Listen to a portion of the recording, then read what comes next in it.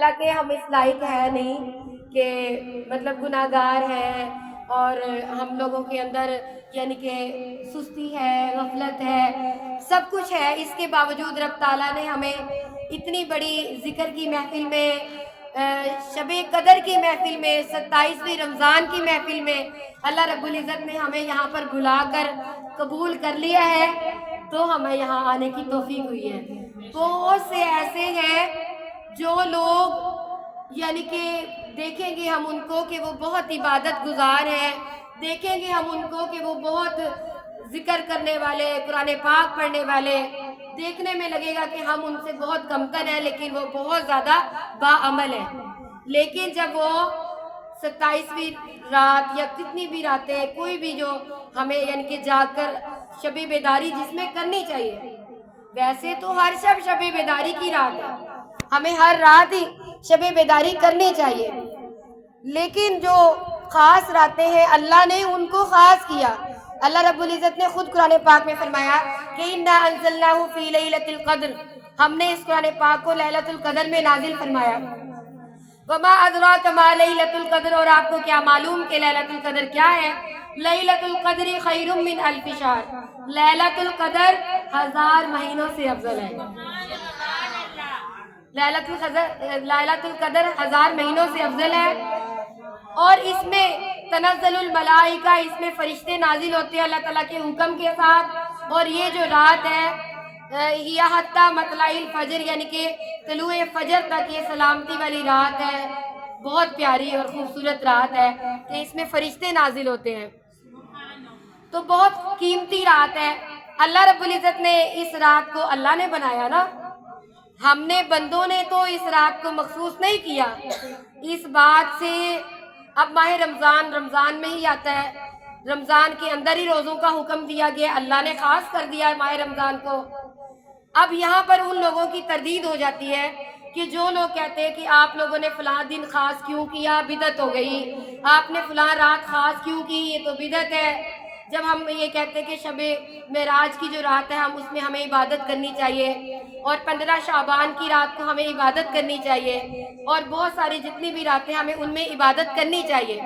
اسی طرح 10ویں محرم کی جو رات، 9ویں اور 10ویں کی جو رات ہے، ہمیں اس میں بھی عبادت کرنی چاہیے، کیونکہ امام حسین رضی اللہ تعالیٰ عنہ نے اس رات، وہ آخری رات تھی کربلا کی رات، انہوں نے اس میں بہت خوب ساری عبادت کی تھی، کیونکہ آپ نواسۂ رسول ہیں جنہوں نے اپنی جان کا نذرانہ پیش کر دیا تھا 10ویں محرم کے دن، تو ہمیں بھی چاہیے کہ ہم ان کی سنت پر عمل پیرا ہوتے ہوئے ہم بھی 9ویں 10ویں کی رات کو ہم جاگا کریں، اللہ تعالیٰ کے حضور ایسے ہی عبادت کرنے کی کوشش کریں جیسے کہ امام حسین رضی اللہ تعالیٰ عنہ نے اس رات کو عبادت کی تھی۔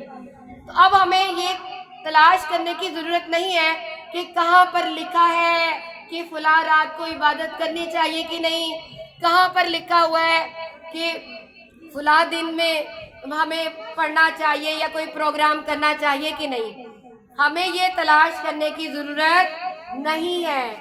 اب میں آپ کو ان لوگوں کی حقیقت بتاتی ہوں کہ جو لوگ یہ ایسی باتیں کرتے ہیں، بدعت تلاش کرتے ہیں جو کہ بدعت ہے بھی نہیں۔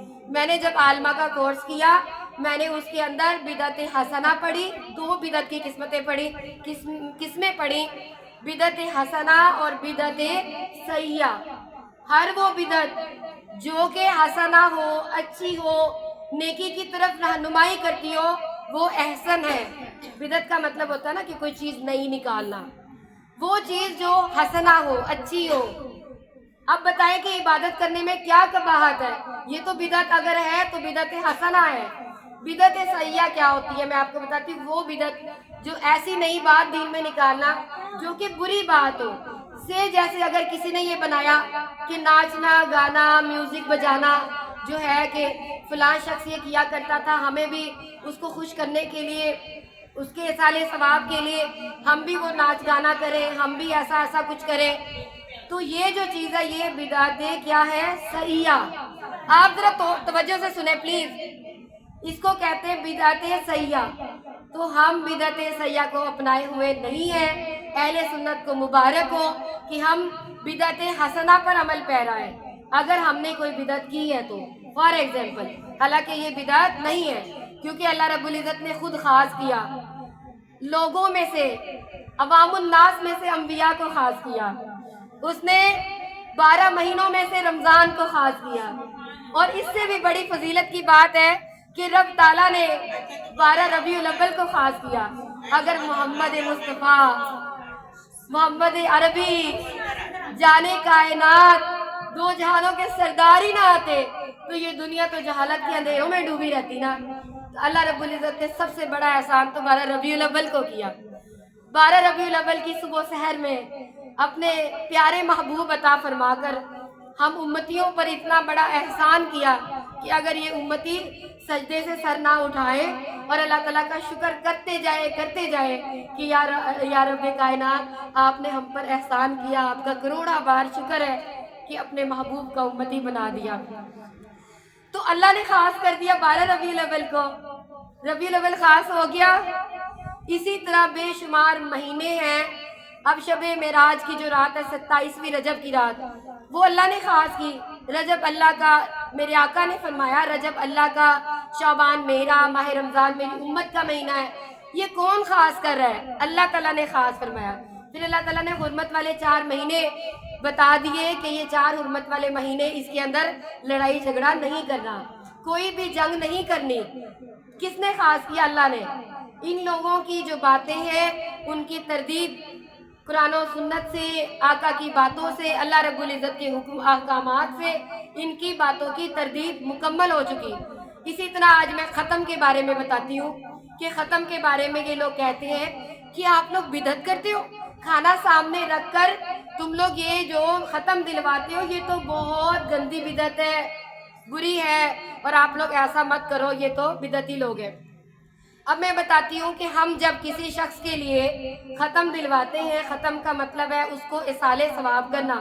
اب ہم اگر غریب بندے ہیں، کھانا نہیں دے سکتے تو ہم کچھ پڑھ کے بھیج دیں ان کو، اور اگر ہم تھوڑی استطاعت رکھتے ہیں، بے شک سوکھے چنے ہی کیوں نہ ہو، ہم سوکھے چنے رکھ لیں اور ان کے ایصال ثواب کے لیے لوگوں میں تقسیم کر دیں، مخلوق میں کوئی چنے کھا لیں، اگر ہم کوئی بھی چھوٹی سی چیز، کچھ بھی، کچھ ہلکا سا کچھ بھی، اور اگر کوئی کھانے کی استطاعت رکھتا ہے، کھانا کھلا سکتا ہے، تو اس سے بڑا افضل کوئی کام نہیں ہے۔ کھانا کھلانے والے کے بارے میں آج میں آپ کو ایک واقعہ حضرت موسیٰ علیہ السلام کے دور کا بتاتی ہوں کہ موسیٰ علیہ السلام کے دور میں ایک شخص تھا، وہ بھوکا تھا، اس کے پاس کھانے کو کچھ نہ تھا، بہت غریب تھا، اس کی غربت کا یہ عالم تھا کہ اس کو کھانا بھی نہیں ملتا تھا۔ حضرت موسیٰ علیہ السلام جب کوہ طور پر جا رہے تھے تو اس شخص نے کہا اللہ تعالیٰ سے میرا ذکر کرنا اور اللہ تعالیٰ سے کہنا کہ میرا رزق بڑھا دے۔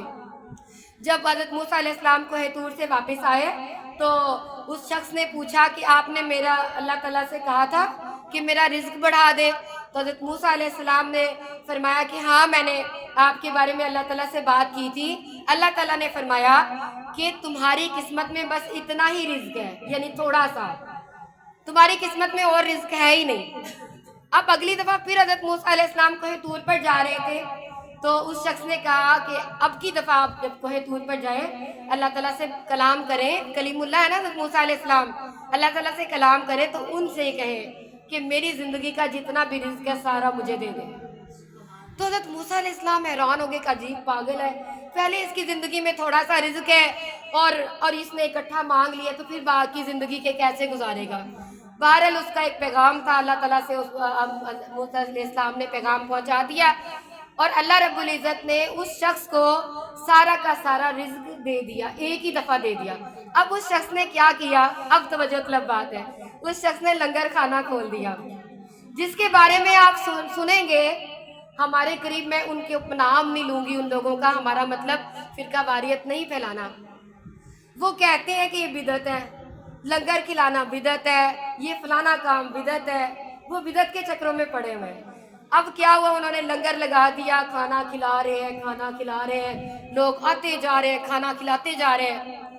اب کافی عرصے بعد حضرت موسیٰ علیہ السلام کا وہاں سے گزر ہوا تو حضرت موسیٰ علیہ السلام نے دیکھا کہ اس کا تو لنگر کھانا بہت بڑا ہو گیا ہے۔ اب انہوں نے پوچھا کہ یہ کیا ماجرا ہے؟ حضرت موسیٰ علیہ السلام نے پوچھا یہ کیا ماجرا ہے کہ تمہارا تو رزق اتنا کم تھا اور آج اتنا بڑھ چکا ہے، تمہارا تو لنگر کھانا اور بڑھ گیا ہے۔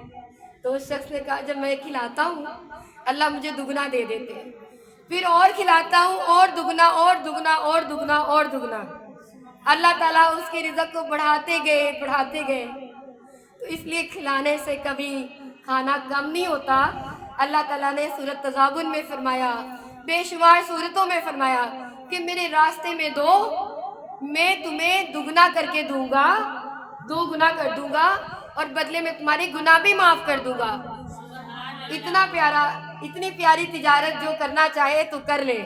اگر اب یہاں پر سوال آیا کہ کوئی غریب ہے، وہ استطاعت نہیں رکھتا، تو اس کو چاہیے کہ اپنے کھانے میں سے تھوڑا کھلا دے، حضرت علی کی سنت پہ عمل کر لے، حضرت بی بی فاطمہ تو زہرا کی سنت پہ عمل کر لے، 3 دن روزہ، اپنے صاحبزادوں کی صحت کے لیے 3 دن کا روزہ، تینوں دن فقیر آیا اس کو کھانا، دوسرے دن بھی، تیسرے دن بھی، قربان جائے 3 دن بھوکے اور مطلب فقیر کو کھانا دیتے رہے۔ تو ایسی قربانیاں انشاءاللہ تعالی ہم بھی آج کی رات شب قدر، اللہ کرے کہ یہ شب قدر کی ہی رات ہو، کیونکہ تاک رات ہے۔ بہت سارے علماء، بہت سارے صالحین، سلف صالحین کا یعنی کہ اس بارے میں اتفاق ہے کہ 27ویں رات ہی شب قدر کی رات ہے۔ انشاءاللہ اللہ کرے کہ ہم آج اپنے بستر چھوڑ کے نکلی ہیں تو اللہ تعالیٰ ہمیں شب قدر کی رات عطا فرما دے انشاءاللہ تعالیٰ، انشاءاللہ۔ اور آج شب قدر کی اس رات میں ہم جو جتنے سارے عہد کرتے ہیں، لیکن آج ایک عہد یہ کریں گے انشاءاللہ، سب کے سب ہاتھ اٹھا کے یہ عہد کریں میرے ساتھ کہ انشاءاللہ ہم سب کے سب آج کے بعد اپنے کھانے میں سے بھی لوگوں کو کھانا کھلائیں گے، ہم بھی چھوٹا موٹا جتنا بھی ہوا لنگر لگائیں گے، چاہے کسی ایک کو بھی کھلائیں گے۔ اللہ تعالیٰ ہمارے رزق میں برکت عطا فرمائے، اللہ تعالیٰ ہمارا آج کی رات میں رزق بڑھا دے۔ ایک عورت کا چھوٹا سا واقعہ، بس اس کے بعد ہم نعت خوانی کرتے ہیں۔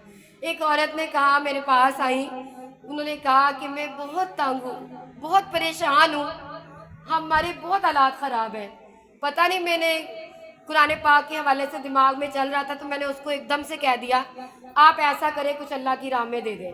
وہ پریشان کہتی ہیں کہ میرے پاس ہے ہی نہیں، میں آپ کو اپنے نہ ہونے کا رونا ذکر کر رہی ہوں۔ میں نے کہا آپ کچھ قرضہ لے لیں، بے شک مجھ سے قرضہ لے لیں، کسی سے قرضہ لے کے آپ کچھ خیرات کر دیں۔ میں نے یہ کہا، میں نے مدرسے کا کچھ نہیں کہا۔ اچھا وہ چلی گئی، ان کی بات دل میں آ گئی تو میں نے کہا پھر بعد میں دیکھی جائے گی۔ وہ گئی، انہوں نے واقعی میرا پیسے ادھار لیے اور انہوں نے کچھ موڑے لیے، 4 موڑے لے کر وہ مدرسے پہنچ گئی۔ میں حیران، میں نے تو بس کہہ دیا تھا ان کو اور انہوں نے اس پر عمل کر دیا اور وہ لے کر موڑے یہاں پہنچ گئی۔ میں نے کہا میں نے تو ویسے ہی کہا تھا کہیں بھی خیرات کر دیں، تو آپ موڑے لے کر ادھر ہی آگے کہہ رہی جہاں سے مجھے بات ملی ہے میں نے سوچا وہی لے جاؤں۔ کچھ مہینے گزرے وہ نہیں آئی یہاں پر، پھر کچھ وقت کے بعد جو وہ یہاں پر آئیں، ان کا نام بھی فاطمہ ہے، تو انہوں نے آ کر بتایا۔ میں نے کہا کیا ہوا، آپ کا ماجرا کیا ہوا؟ آپ نے پھر دوبارہ بتایا نہیں، آپ کے حالات بہتر ہوئے یا نہیں، آپ کے بیٹے کا کام چل گیا؟ کہتی ہے سعدیہ باجی میں آپ کو بتا ہی نہیں سکتی، بس وہ موڑے دینے کی دیر تھی، میرے بیٹے کی شاپ پہ کسٹمرز کی لائنیں لگ گئی۔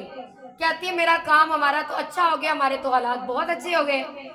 تو انشاءاللہ اللہ تعالیٰ ہم سب کے لیے آج کی رات بہترین کثیر رزق لکھ دے، کبھی اللہ تعالیٰ کسی کو بھی رزق کی تنگی نہ دکھائیں۔ اللہ آج کی رات سب کی پریشانیاں، دکھ درد، رنج و آلام، بے چینیاں، بے قراریاں دور فرما دے۔ اللہ جن کے پاس گھر نہیں گھر عطا کر دے، بیٹے بیٹیوں کے اچھے رشتے عطا کر دے، ملک پاکستان پر اپنی رحمتیں کر دے، اور اللہ تعالیٰ فلسطینیوں کو آزادی عطا کر دے، کشمیریوں کو آزادی عطا کر دے، ہمارے مسلمان بہن بھائی جہاں جہاں ملک میں، ملک سے باہر، دور نزدیک، جہاں اللہ سب کی جان و مال کی حفاظت فرمائے، سب کی دعائیں قبول و منظور فرما لے، آمین۔ ذرا اللہ تعالیٰ سب کی دعائیں قبول و منظور فرمائے۔